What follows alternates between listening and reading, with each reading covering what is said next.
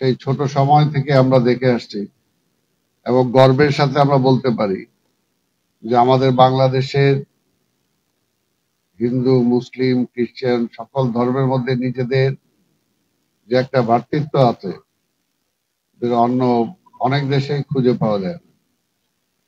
আর কোনো ধর্মই খারাপ কিছু বলে না, সবটাই, যেটা এখানে আমাদের প্রিন্সিপাল, ভাইস প্রিন্সিপাল সাহেব বললেন।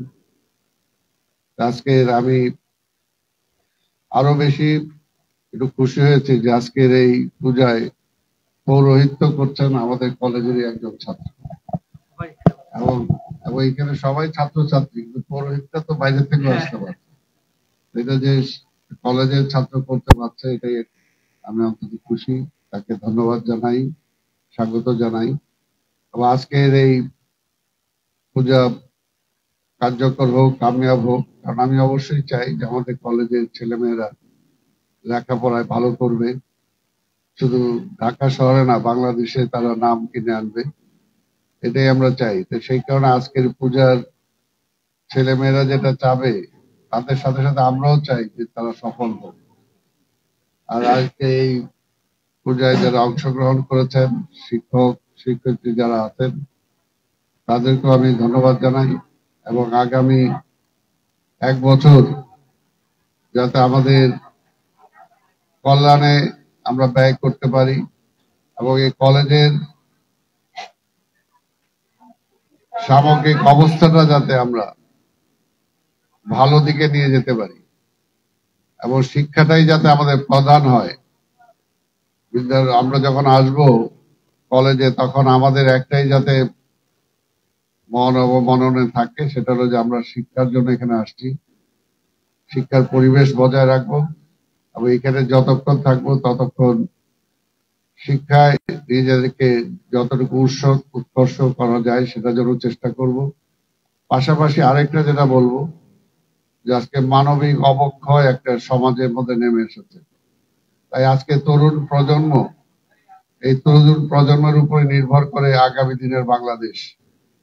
আজকে সবার মাঝে বলবো যে আজকে আমাদের মানব প্রেমটা আমাদের মধ্যে আসতে হবে, দেশপ্রেমটা আমাদের মধ্যে থাকতে হবে। আর ব্যক্তি স্বার্থ, ব্যক্তি চিন্তাটা যতটুকু কম আনা যায়, ততই দেশের জন্য মঙ্গল, সমাজের জন্য মঙ্গল। কিন্তু আজকে আমরা সমাজে এমন একটা অবস্থা হয়েছে যে সবাই শুধু নিজেরাই চিন্তা করি, বিশেষ করে ভালো ছাত্র ছাত্রী যারা, আজকে দেখা যায় যে সবাই আমি কি হব সেই চিন্তাটাই আমরা সবাই ব্যস্ত থাকি।